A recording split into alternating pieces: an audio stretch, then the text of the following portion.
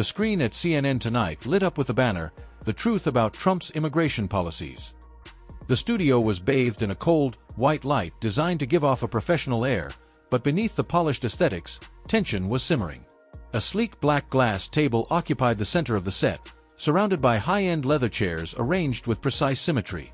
Cameras slowly panned across the studio, capturing every movement. A massive LED screen behind the anchor displayed breaking news updates alongside bold, scrolling headlines. The host, seated confidently at the table, leaned slightly toward the camera, his eyes burning with anticipation. Tonight, we uncover the truth about Trump's cruel immigration policies and the way conservative officials like Tom Homan and Kristi Noem are misleading the public.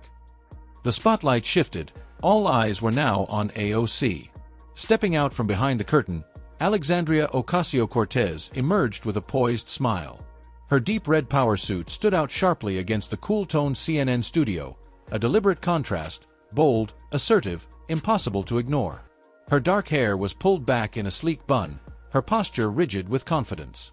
This was her battlefield. AOC settled into her seat, crossing her legs, her back straight as she stared directly into the camera. She wasn't waiting for an introduction. Every time you see Tom Homan on Fox News, every time you see Kristi Noem on TV, just remember, what they're really doing is wasting resources. She let the words hang in the air, ensuring her message landed before pressing on, her voice rising slightly. They are pulling attention away from what actually matters. Every minute they spend in front of a camera is a minute stolen from fighting human trafficking, from stopping the drug flow into our communities. The screen behind her split. Clips of Tom Homan and Kristi Noem on Fox News appeared. Footage of woman speaking on Tucker Carlson Tonight was enlarged, while next to it, Noem stood at a podium during a press briefing on border security. The CNN host leaned in, his eyes sharp, ready to push the narrative forward. Expression, one of eager agreement. So, in your opinion, these officials are more interested in boosting their profiles than actually addressing the issue? AOC nodded firmly, her frustration barely contained. Absolutely. While they sit there criticizing our policies, human traffickers are still operating. Instead of showing up on TV to praise Trump, they should be out there doing their jobs. Applause erupted from a portion of the audience, their support loud and clear. The LED screen continued to flash images of Homan's Fox News interviews, intercut with scenes of detained migrants at the border. AOC continued, "What could be more dangerous than having officials who care more about their media presence than actual enforcement? Every minute they spend in front of the camera is a minute lost in the fight against crime, and that is harmful in every aspect." If there was ever a moment to sum up CNN's handling of political debates, this was it. Tom Homan, former acting ICE director, decorated law enforcement official, and a man who had spent decades securing America's borders, was about to speak. He wasn't a politician. He wasn't a spin artist. He was the guy who actually did the job. And yet, as the screen split, revealing Homan joining remotely, it was clear that the network had already decided whose voice mattered more tonight. The lighting in Homan's frame was dimmer, the angle slightly less polished, the audio ever so subtly lower than the in-studio guest, a visual reminder, this guy? He's the bad one. AOC, of course, sat back in her chair with an air of self-satisfaction. She had just delivered her fiery speech. She had set the tone. Now, CNN would ensure that Homan didn't get a fair chance to ruin it. Still, Homan leaned forward, unfazed, his voice steady, his words precise. What's actually harmful here is that AOC isn't even citing any real data to support her claims. Because, as you can all see on the screen behind me, the numbers tell a different story. A moment of tension filled the studio. Behind Homan, a bold graph of border apprehensions and illegal crossings appeared, completely contradicting AOC's dramatic monologue from just moments ago. Facts. Cold. Undeniable. Inconvenient facts. For a brief second, the studio fell silent. Even the host hesitated. As he blinked, a flicker of ire crossing her face. Homan could almost hear the earpieces buzzing in the CNN control room. Cut it now. Still, Homan pressed on. So, what we're looking at here is a completely baseless opinion.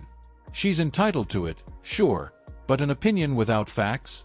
That's what we call unfounded and unhinged. He hadn't even finished his sentence before the CNN host lurched forward, cutting him off. "All right, Tom, let's not get personal here. We're having a discussion, not throwing accusations, right?" Of course, it's never personal when AOC accuses law enforcement officials of ignoring human trafficking. It's never personal when conservatives are called cruel, heartless, or racist. But the second a Republican points out the truth, suddenly the rules change. The camera quickly zoomed back to AOC, who sat comfortably, her arms crossed, her smirk widening. She didn't have to say a word. She knew CNN had already shut Homan down for her. Homan exhaled slowly, his patience thinning. He knew the script. He had seen this play out 100 times before. It was pointless, but still, he had to try. "This is exactly why I always say," and then it happened. The sound of his microphone dipped ever so slightly. It wasn't muted. No, that would be too obvious. It was just enough that his words blended into the background noise, just enough that the host's voice conveniently overpowered him. CNN's host, louder now, cut in again. "Congresswoman Ocasio-Cortez, I'd love to hear your response to that." Cut to AOC, as if Homan had never spoken at all. Homan smirked, shaking his head slightly. Typical. This wasn't a debate, it was a setup. But he had one last shot before they moved on. He leaned back in his chair, a knowing grin forming on his face. They could control the volume. They could control the camera angles. But they couldn't control what the audience had just seen. And so, as AOC prepared to launch into another monologue, Homan muttered under his breath, just loud enough for the mic to pick up, "Men lie. Women lie. Numbers don't." 15 minutes in, everything at CNN Tonight had gone according to plan. AOC had been given uninterrupted time to dismantle Trump's immigration policies. The host had skillfully kept Tom Homan at bay, cutting him off the moment his argument became too compelling. The conversation was carefully crafted, the narrative airtight, until CNN made a critical error. In an attempt to reinforce AOC's claims, they decided to air a CBS News segment on border security.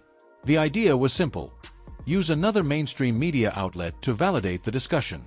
What they didn't anticipate was that CBS had already done their own research, and what happened next was television gold. CBS correspondent: "It is quiet here at the U.S.-Mexico border, where illegal crossings are down by more than 90% from the same time last year." AOC blinked. The host shifted uncomfortably in his chair. This was not what they were expecting, but it was too late to cut the feed. The segment had already started, and every single word was going live. CBS correspondent: "We have seen Border Patrol agents, soldiers, vehicles, and barriers, but no migrants so far." The tension was palpable. AOC's confident expression wavered. The host gripped his pen tighter, his fingers twitching. Homan, watching from his video call screen, leaned back in his chair with a smirk. This was too good. He could almost hear the frantic voices in the CNN control room. Cut it now." CBS interviewer: "You spent how long patrolling the border?" CBS reporter: "About 4 hours." CBS interviewer: "And how different was this trip compared to past visits under the previous administration?" CBS reporter: "Well, we did not see a single migrant or asylum seeker. Typically, when we come to the U.S.-Mexico border, we at least see one group trying to cross. We did not see a single migrant." AOC stiffened in her seat. The host gulped audibly. The room, which had previously been filled with an electric buzz of energy, fell into total silence. There was no way to spin this. CNN host, awkwardly forcing a chuckle: "Well, that's certainly an interesting take. Congresswoman, what's your reaction to this report?" AOC, scrambling to contain the damage, let out a nervous laugh. She adjusted her posture, flipping her hair behind her shoulder as if that would somehow make the numbers on the screen disappear. AOC, nervous laugh, voice slightly shaky: "Look, just because the numbers are down doesn't mean the problem is solved. We need to ask, how are these numbers being calculated?" Classic deflection. Facts don't align with the narrative? Question the facts. But the problem was, everyone had already seen the clip. The damage was done. Homan, who had been watching this spectacle unfold, finally let out a quiet chuckle. Tom Homan, smirking, shaking his head from the video call: "Did you guys just debunk your own guest?" For the past few minutes, the CNN studio had been holding its breath. The CBS segment had done serious damage to AOC's credibility. The numbers were out in the open: 90% drop in illegal border crossings, no visible migrant crossings, and troops, Border Patrol, and the National Guard securing the area. And now, Tom Homan, still appearing remotely via video call, had the perfect opening to strike back. The camera cut to him, and he didn't look angry. He looked amused. He had seen this game play out too many times before, and he knew exactly how to play it. Homan smirked. This whole strategy of attacking me, calling me a liar, it's a losing strategy, and Congresswoman Ocasio-Cortez should know that by now. AOC stiffened in her seat, arms crossed, jaw tightening. I believe in knowing your strengths and weaknesses, and let me tell you, this right here, this is a clear weakness for the Democratic Party. CNN's lead anchor shifted in his chair. He had spent the night trying to steer the conversation in AOC's favor, but suddenly, Homan had taken the reins, and worse, he had the facts to back him up. The Democratic Party should not be talking about border security because these are the same people who spent years, telling us the border was secure. He paused, his expression sharp. And every time we questioned it, what did you call us? Silence. Then, he smirked. Conspiracy theorists. Oh let out a sharp exhale, shifting in her seat, but she didn't say a word. For the first time all night, she didn't have a comeback. Homan's words hung in the air, cutting through the stage theatrics like a blade, because it was the truth. Tom Homan's video call cut out, but his final words still echoed in the studio. Men lie. Women lie. Numbers don't. The camera switched back to the CNN studio, where the mood had turned ice cold. AOC sat motionless, her expression unreadable. The CNN host forced a tight smile, trying to push forward. All right. Let's take a broader look at the administration's policies. Joining us now remotely is South Dakota Governor Kristi Noem. Governor, you've been a strong advocate for border security. What's your assessment of where things stand today? The screen flickered, and Kristi Noem appeared via video call. AOC's eyes narrowed slightly. This wasn't what she had anticipated. CNN had planned for Noem to be a minor counterpoint, but after the way Homan had wrecked their narrative, Noem's presence now felt like a major problem. Noem wasted no time. Let's talk about the facts. Joe Biden refused to enforce federal immigration law throughout his presidency, and that's why President Trump had to step in and clean up the mess. The CNN host shifted uncomfortably. Noem held up a printed report, her voice crisp and unshaken. This isn't just my opinion. This is a report from the Department of Homeland Security confirming that in the first few months of President Trump's second term, illegal crossings at the southern border dropped by over 90%. Why? Because this administration is actually enforcing the law again. AOC exhaled sharply, her hands clasped together in front of her. The CNN host hesitated, looking at his notes, clearly unsure of how to pivot away from the numbers. Governor Noem, some argue that Biden's approach was more humane. Noem didn't even let him finish. Humane. Let me tell you what's humane: restoring law and order. President Trump understands that. That's why he reinstated Remain in Mexico, rebuilt the border wall, and deployed troops to protect our sovereignty. And guess what? It's working. Illegal crossings are at a historic low, and America is safer because of it. AOC shifted uncomfortably. She had been waiting for the CNN host to come to her defense, but he was too busy processing the reality that had just been put in front of him. For the first time that night, there was no way to spin this. Kristi Noem's face remained steady on the video call, but her words hit like a sledgehammer. The CNN studio was no longer the controlled battlefield AOC had walked into. It was now a minefield, and Noem had just set off another explosion. AOC exhaled sharply, tapping her pen against the desk, a nervous habit she usually kept in check. All right, let's just slow down for a second, she finally spoke. Forcing a laugh that landed awkwardly. What we're seeing here is yet another attempt to rewrite history. First, they tell us Trump's immigration policies were cruel and unnecessary. Now suddenly, they want to act like his way was the only way. Give me a break. On the split screen, Noem simply raised an eyebrow, clearly waiting for AOC to finish before dismantling her argument piece by piece. But AOC wasn't done yet. And let's be honest, this isn't about law and order. This is about fearmongering, about pushing this narrative that we need to build walls and deploy troops as if we're at war with immigrants. She turned toward the camera, trying to take back control of the discussion. We are a nation of immigrants, and what they won't tell you is that President Biden's approach has been about balancing security with humanity. Noem leaned in slightly on her video feed, her tone calm but sharp.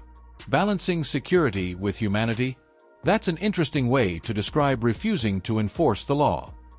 AOC's eyebrows twitched slightly. Noem flipped through her notes on screen, then lifted a page closer to the camera. Let's talk about actual enforcement, because while you're busy lecturing us on balance, here's what actually happened under Biden. The administration deported only 8 out of 100 illegal migrants with ties to ISIS. 8 out of 100. AOC froze for half a second, then scoffed. That can't be right, she shot back, her voice tight and clipped. Where are you even getting this? Noem didn't miss a beat. The National Counterterrorism Center, that's where. The words hit the studio like a thunderclap. AOC blinked rapidly, as if trying to process whether she had just heard correctly. Wait, you're actually saying the Biden administration knowingly let nearly 100 individuals with terrorist ties stay in the country? Noem nodded without hesitation. That's exactly what I'm saying. And let me guess, you didn't believe it either, right? Because it sounds insane to have a commander-in-chief who knowingly allows suspected terrorists to remain in the U.S., right? AOC opened her mouth, but no words came out. The CNN studio was unraveling. AOC had spent the last few minutes scrambling to shift the conversation, to dodge Noem's relentless hammering of facts, but the numbers kept getting worse. Kristi Noem, still appearing via video call, wasn't slowing down. She flipped to another document on her desk, looking straight into the camera.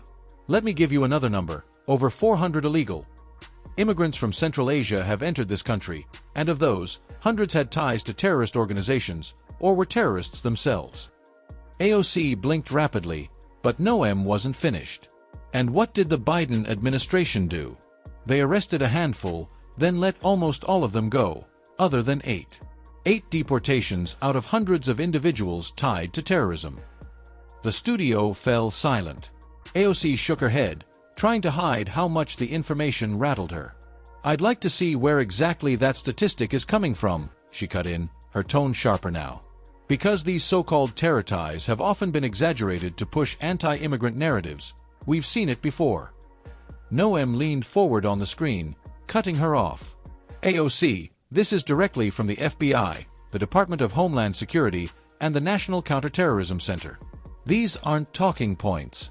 These are the people whose job it is to stop terrorism before it reaches American soil, and under Joe Biden, they're having to clean up a mess that never should have happened.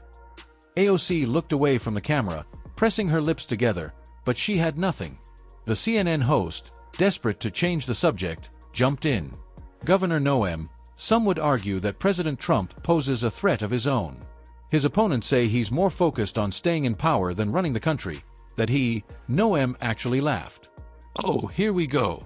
So after everything I just laid out, this is what you want to focus on. The CNN host opened his mouth, but Noem kept going.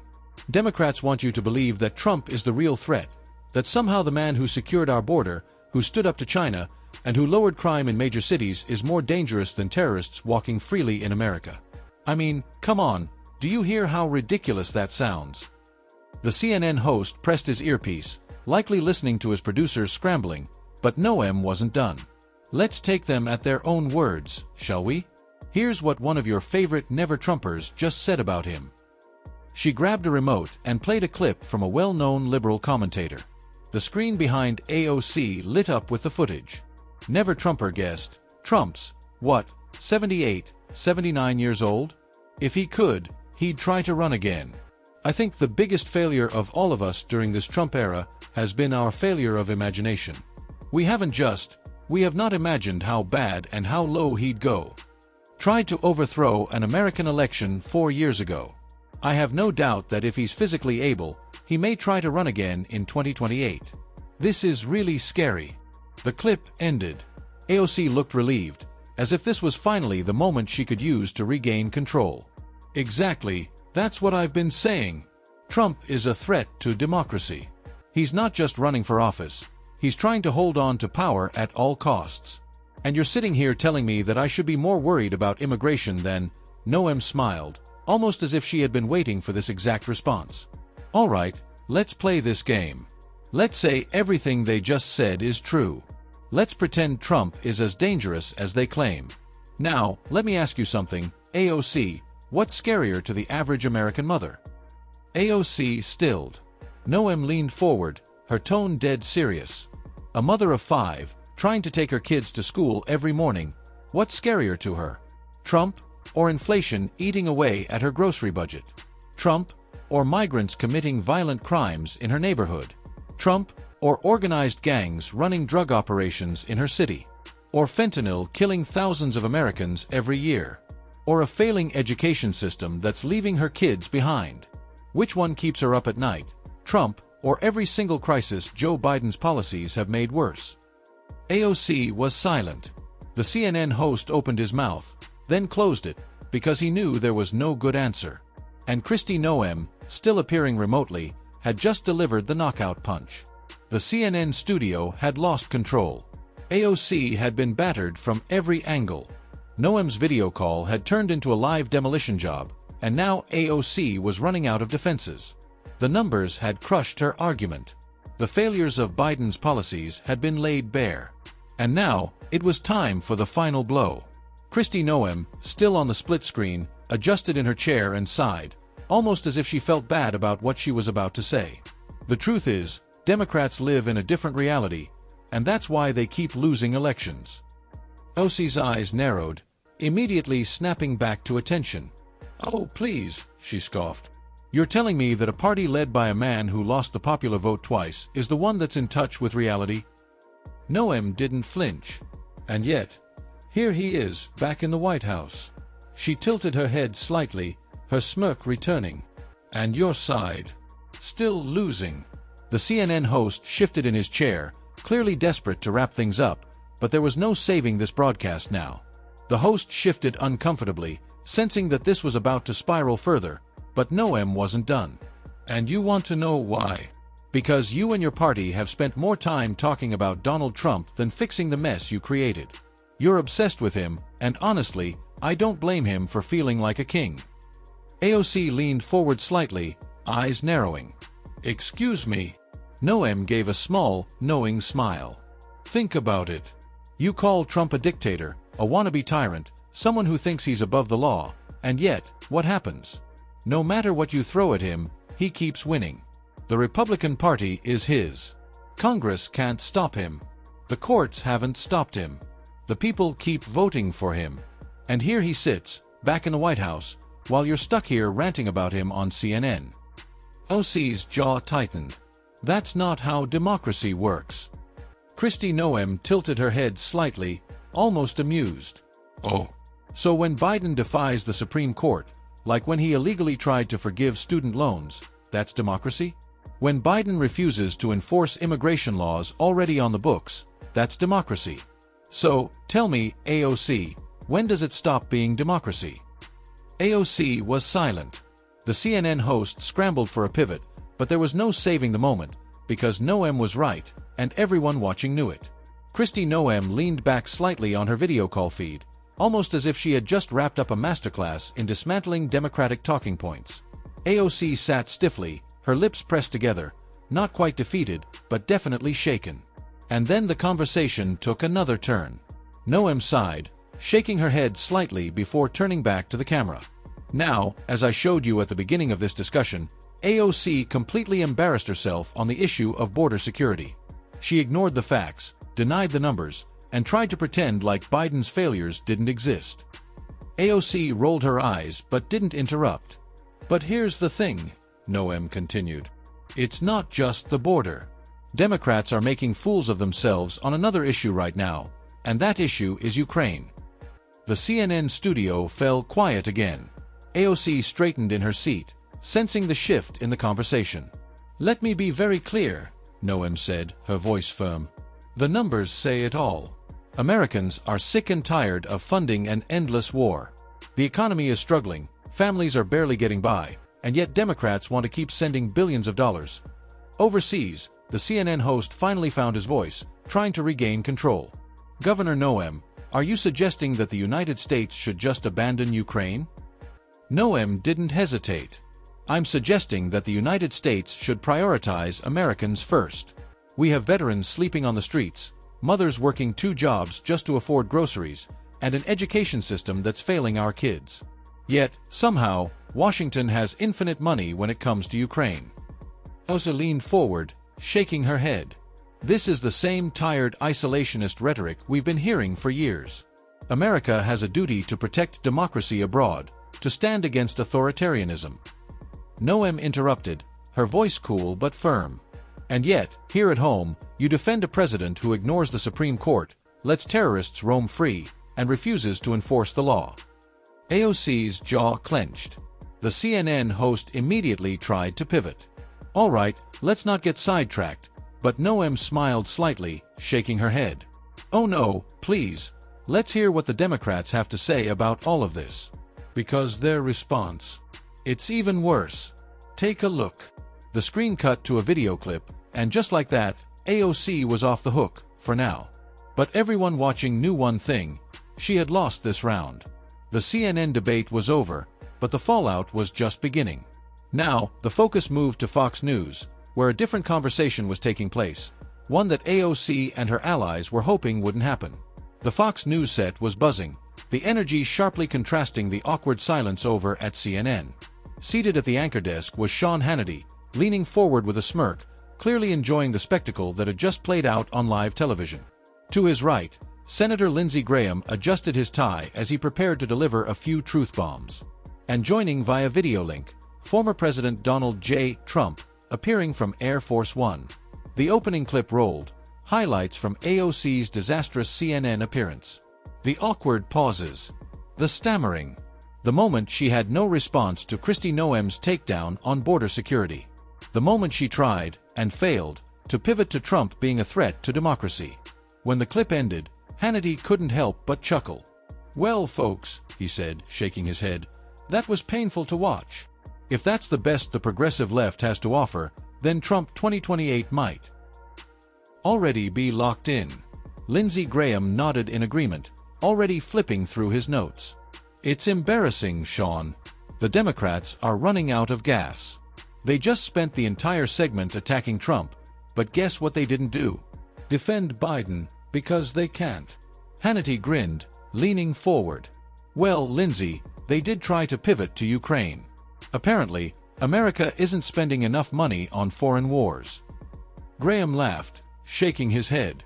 Yeah, because that's what struggling Americans want to hear right now, that we need to send more billions overseas while they can't afford gas. Hannity turned to the split screen where Trump was waiting on Air Force One, arms crossed, looking as relaxed as ever. Mr. President, I want to bring you in on this. The left is melting down over your foreign policy stance. They say you're turning Ukraine into a business deal. What do you say to that? Trump shrugged, smirking slightly. I say it's called leadership, Sean. We're not running a charity, okay? We're not an ATM machine for the rest of the world. We take care of America first, and guess what?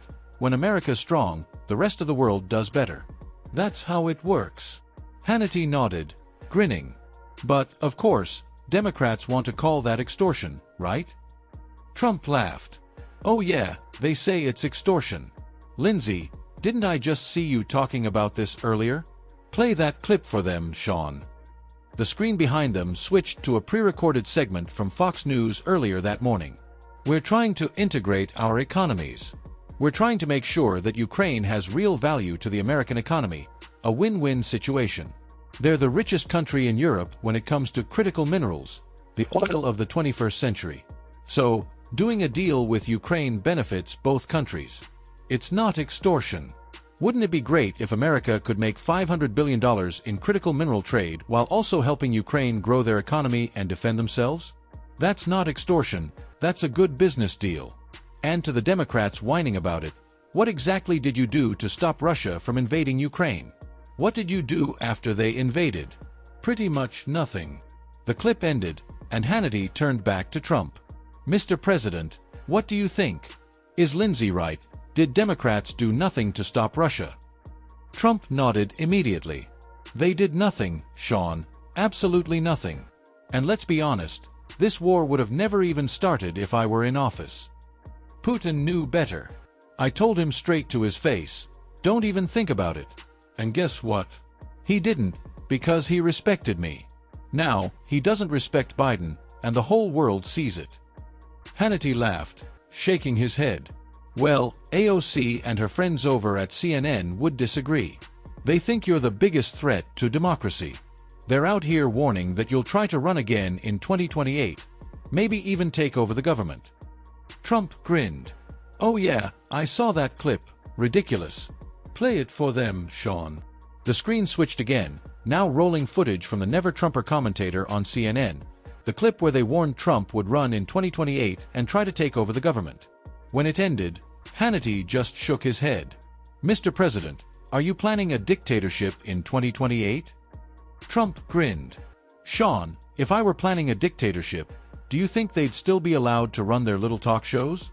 Give me a break. Lindsey Graham chuckled, leaning forward. Sean, the truth is, the left is panicking because they know Trump's policies work. They see him actually solving issues they created, and instead of admitting it, they just scream about democracy. Hannity nodded. And meanwhile, Americans are sitting at home thinking, wait a second, wasn't my life better under Trump? Trump leaned in, eyes locked on the camera. Sean, that's exactly what's happening.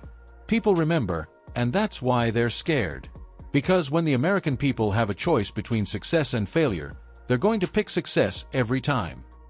The video call feed with Trump had ended, but the conversation was far from over. Now, Fox News shifted gears, moving from Trump's Ukraine strategy to the Democrats' latest meltdown. Sean Hannity leaned forward, shaking his head in disbelief. So clearly, the Trump administration is actually doing something to end this war. But do Democrats want to focus on that? Nope, because being unhinged is their full-time job. Lindsey Graham chuckled, flipping through his notes. Sean, this is what they always do when they have no real policy answers. They try to distract everyone with Trump hysteria. And let me tell you, they've got nothing left. Hannity nodded, grinning. And yes, folks, we have another example of just how ridiculous they've become, because instead of trying to find common ground on ending the Russia-Ukraine war, which, by the way, would make political sense, Democrats are out here doing this instead. Here's Jamie Raskin calling for his party to censure President Trump, because, of course, that's the real priority. The screen cut to a clip of Jamie Raskin on the House floor, looking visibly agitated as he launched into a speech about Trump. The last person who used a cane like that in the House of Representatives was Preston Brooks, who went over and beat the daylight out of Senator Charles Sumner before the Civil War. And guess what? He wasn't even censured for what he did, actually using a cane for violence as opposed to simply trying to get people's attention. And, Congressman Al Green was making a very strong, valid, substantive point, which is that there is no mandate to destroy Medicaid. And the vast majority of Democrats rejected the idea of censuring him. But really, if we were going to censure anybody, it should have been Donald Trump, who, by the way, hasn't set foot in this chamber since he incited a violent insurrection against us. And then he used his pulpit to mock a sitting U.S. Senator, Elizabeth Warren, by calling her Pocahontas, a racial and ethnic slur from the former President of the United States. That, my friends, was a far greater insult to the dignity and decorum of this chamber. The clip ended, and Fox News returned to the studio, where Hannity blinked a few times, then shook his head. So, let me get this straight, a cane is racist now? And calling Elizabeth Warren Pocahontas is a racial slur? And they wonder why they lost the election. Lindsey Graham let out a dry laugh, shaking his head.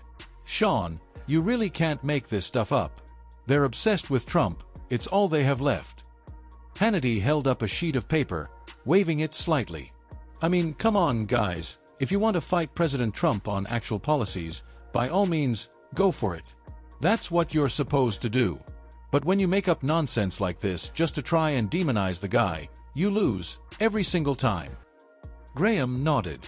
And let's not forget, Sean, Democrats love to play the whataboutism game. Oh, but Marjorie Taylor Greene did it too. Guess what? They were both wrong. But here's the difference. Republicans aren't out here pretending we're the moral police while wasting time trying to censure a former president instead of fixing the country. Hannity leaned back, shaking his head. And that, my friends, is why the Democrats are in full-blown panic mode. They have nothing left except Trump derangement syndrome. The air was still charged with everything that had unfolded, from CNN's desperate attempt to shield AOC from disaster to Fox News shining a relentless spotlight on the Democrats' implosion to President Trump, calm and in control, laying out his vision while his opponents scrambled to keep up. The debate had ended, but the impact lingered. AOC had come in full of confidence, ready to fight, but by the time the dust had settled, she was left exposed, flustered, and without answers. And America had watched it all unfold. They saw the numbers on immigration, they heard the truth about Ukraine, they witnessed the Democrats' obsession with Trump at the expense of solving real problems. And in the end, it wasn't just AOC who panicked, it was her entire party. A quiet, unsettling night. The CNN studio, once vibrant and electric, was now eerily silent. The lights overhead buzzed softly, their glow casting long shadows over the now empty stage. AOC had already left, her footsteps quick and stiff, as if trying to escape the weight of what had just happened. The anchors and producers whispered among themselves, their voices low, their faces tense. No one dared to say it out loud, but they all knew, tonight had been a disaster. Meanwhile, over at Fox News, the energy was different. There was laughter, a sense of vindication, the feeling that a narrative had finally shifted. And across America, from small towns to big cities, from quiet homes to packed bars, people were talking. They weren't just listening to politicians anymore. They were questioning, they were remembering. And for the first time in a long time, they were thinking about what truly mattered. Not the smears, not the headlines, not the manufactured outrage, but the truth. And in that moment, as the night settled in, one thing was crystal clear. Trump had won. And AOC, she had panicked. But more importantly, so had everyone who had bet against him. The camera feeds turned off one by one, leaving only a quiet hum in the control rooms. The city lights outside blinked in the distance. A storm had passed, but the winds of change, they were just getting started.